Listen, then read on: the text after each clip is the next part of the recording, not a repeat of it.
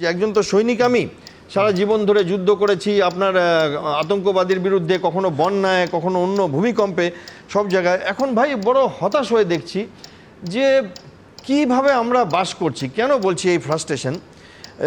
আমি কিন্তু মুখ্যমন্ত্রীর সাথে কিছুটা এখানে এগ্রি করি।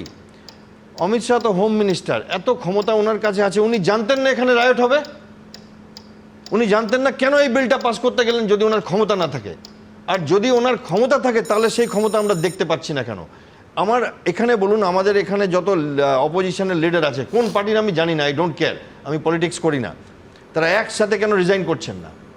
কেন্দ্রীয় সরকার তো তাদের আছে, তারা খালি বাজার গরম করছেন। ইলেকশনের জন্য যুদ্ধ দরকার হয়, দাঙ্গা দরকার হয়, একসাথে ভোট বক্সে ফারাক পাওয়া যায়, কে কতটা পাওয়া। আমি আপনাকে বলে যাচ্ছি আজকে, এগুলো সব সামনের বছর ইলেকশনের এম করে প্রত্যেকটা পার্টি এখানে কাজ করছে, দেশের জন্য কেউ কাজ করছে না। এটাতে বড় ফ্রাস্ট্রেটেড হয়ে আমরা ঘুরি।